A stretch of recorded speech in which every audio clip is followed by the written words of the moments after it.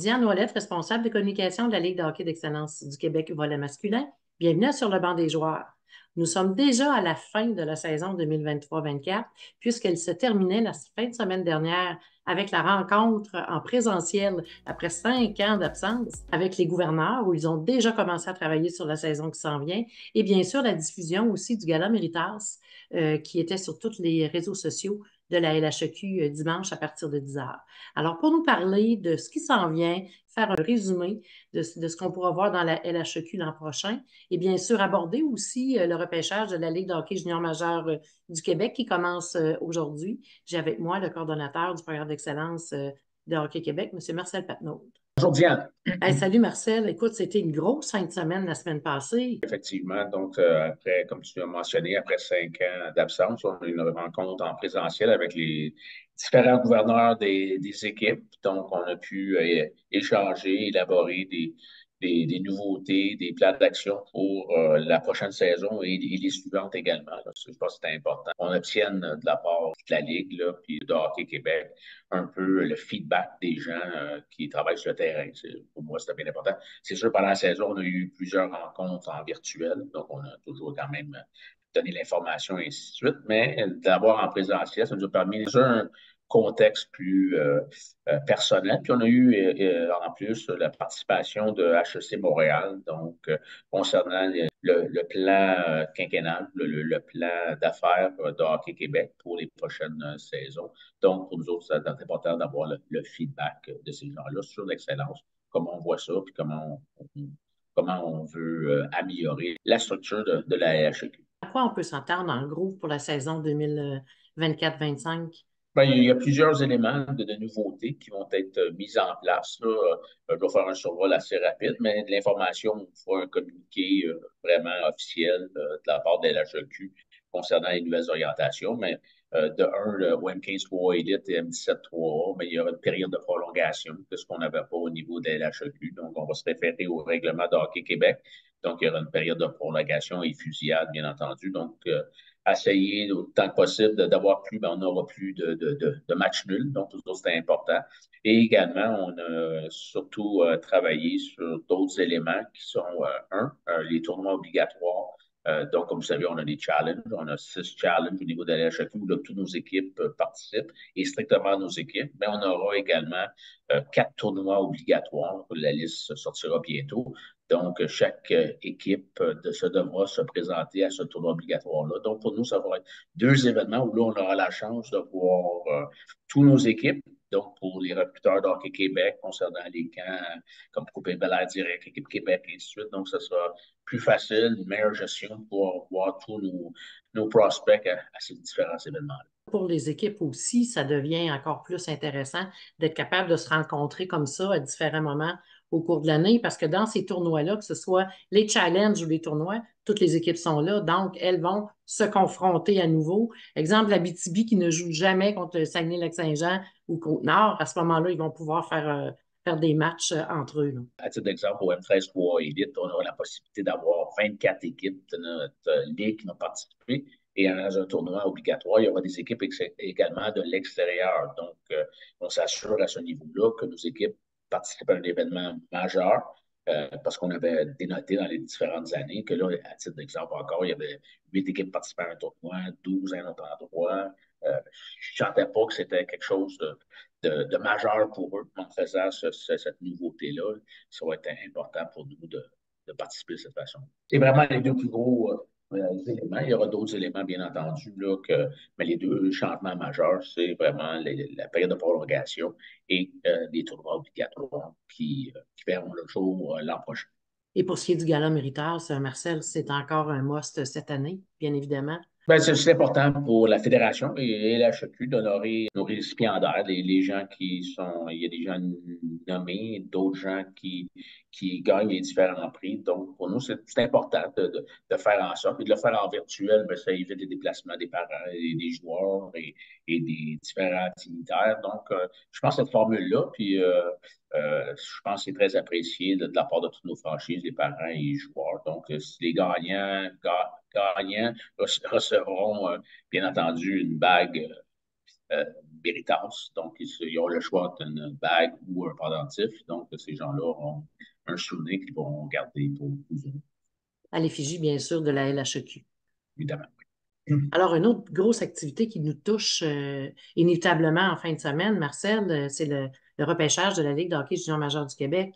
Alors, on peut voir déjà en haut de la liste un certain nom qui est là. Alors, c'est comme très valorisant pour la LHEQ de voir qu'il y a des joueurs qui se hissent assez haut dans la liste de la centrale de recrutement de repêchage. Effectivement, en étant, avoir eu le rôle de directeur de la centre de recrutement pendant plusieurs saisons et un peu la personne qui avait lancé cette idée-là d'avoir une centrale de recrutement, ça a été, ce sera toujours, euh, la liste est un élément important, bien entendu. Là, ça permet aux équipes de se comparer, mais ça reste toujours le choix des équipes. Puis pour nous autres, l'HEQ, d'avoir un joueur mis en place en première ronde, ben, je pense que c'est valorisant.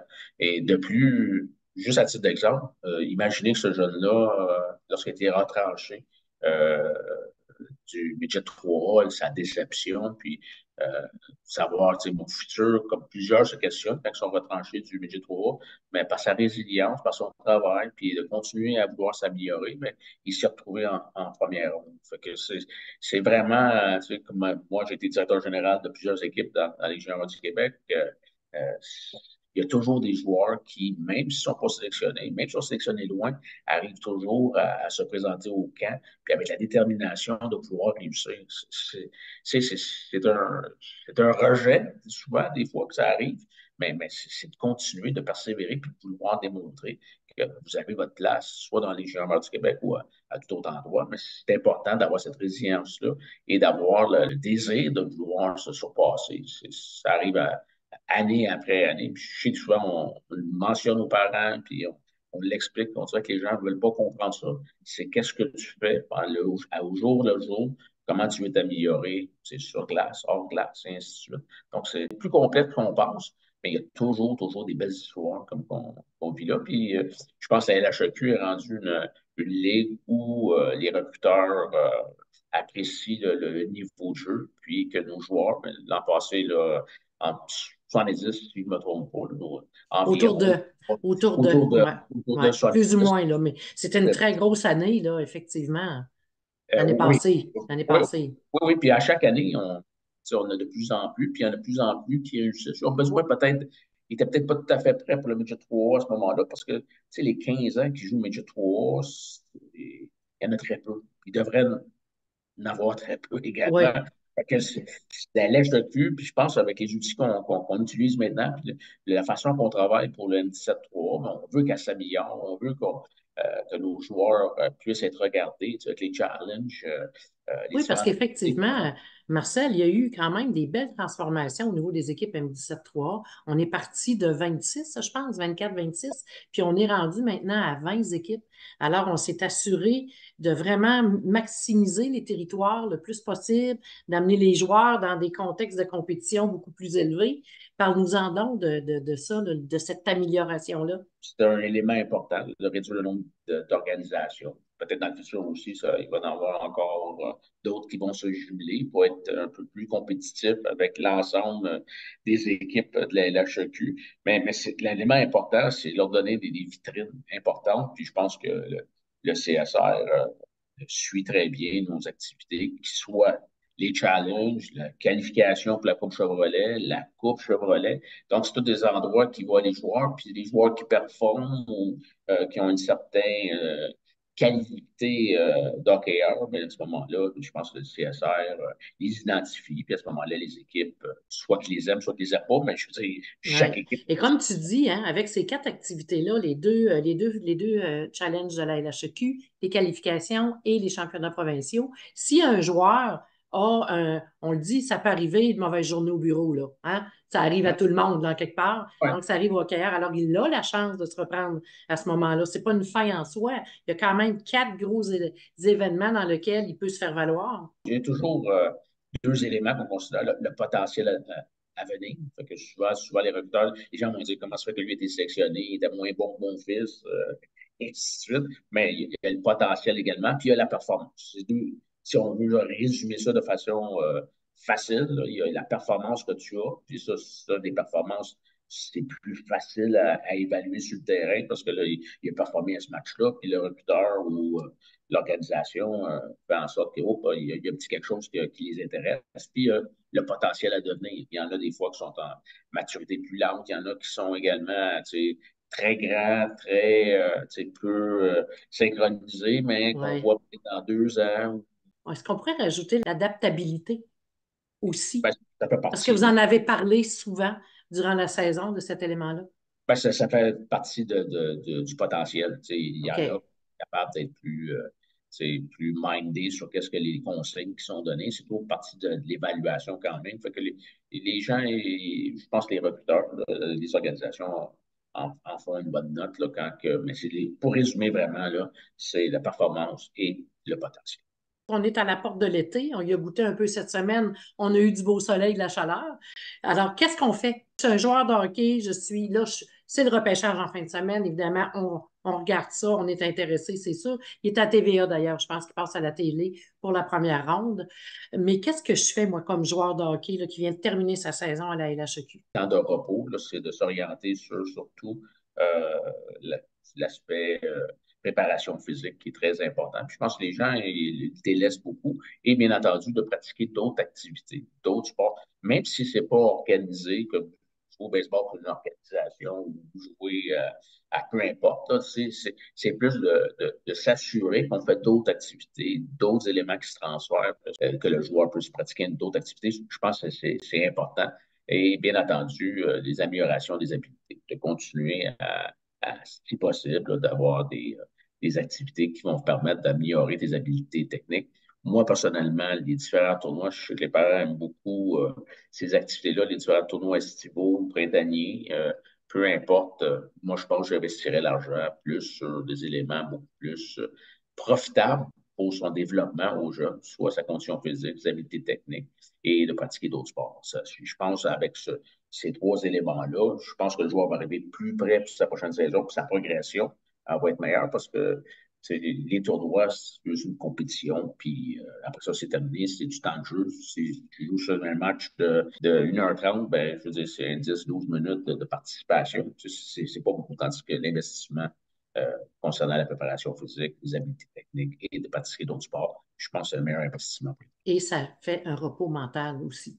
Parce que je pense que le mental a besoin aussi de prendre un repos. Ah, définitivement. Je veux dire, c'est un repos, c'est appréciable. Puis il faut absolument se reposer pendant la période estivale. Mais quand même, de continuer dans Ouais. ton développement sur ces trois choses-là. Puis même si tu n'as pas l'opportunité de faire ça, ben, je pense que tu peux te faire un programme maison par un expert, soit de l'organisation, un programme maison. Puis de façon assidue, tu le fais. Puis ça va te prendre 1 heure dans ta journée, probablement. Mais tu vas aller chercher des qualités physiques que tu n'avais pas auparavant. Donc t'assurer de développement, puis les habiletés, c'est une chose. Dribbler une balle, si tu n'as pas les moyens d'aller à des choses spécifiques, ben, tu peux te faire un programme maison sur les tirs, sur les habiletés avec Et je la balle. pense aussi, Marcel, on peut très bien orienter les gens vers leur organisation initiale de la LHEQ qui ont aussi des entraîneurs physiques qui pourraient très bien les guider pour exemple, préparer leur entraînement estival là, chez eux. Là. Ils peuvent aussi se référer à eux. Mais chaque organisation de la LHEQ, comme tu le sais, ils ont un préparateur physique, C'est un ça. entraîneur des habiletés. Donc, il y a différentes possibilités. Puis les gardiens de but doivent avoir tous un entraîneur des gardiens de but mentor là, qui s'occupe des différents entraîneurs, peut-être des équipes, quoi que ce soit. Mais ces trois paliers-là sont obligatoires au niveau de la LHEQ, puis les gens peuvent se référer à ces choses. À peu de frais à ce moment-là, comme tu le disais, ça permettrait à un plus grand nombre de joueurs de pouvoir au moins avoir un minimum d'outils pendant l'été. Exactement. Il faut que tu te concentres là-dessus, puis moi, je pense que ça va être c'est très, très, très important de vraiment ces trois éléments-là, d'en prendre soin pendant la période estivale. La dernière rencontre qu'on fait dans le cadre de la saison 2023-24. Donc, quand on va revenir, ça va être pour la prochaine saison. Donc, ça va être au cours de l'été où on va vous faire signe. Qu'est-ce que tu aimerais dire, Marcel, pour le mot de la fin? Un grand merci à tous, je veux dire, que ce soit les organisations, les parents, les joueurs, les officiels, les gens administratifs des différentes organisations et de la LHEQ. Je pense que c'est encore une année très profitable. Puis, on est toujours à la recherche d'amélioration. On est, souvent, les gens critiquent quoi que ce soit le hockey au Québec, mais on est toujours en mode solution, trouver des actions qui vont pouvoir bénéficier le terrain. C'est ça notre vœu, vraiment améliorer qu'est-ce qui se passe. Donc, il y aura des actions encore l'an prochain qui vont être faites. Je souhaite à tous là, un bon été. Merci Marcel. Bon été à toi aussi. Merci bien.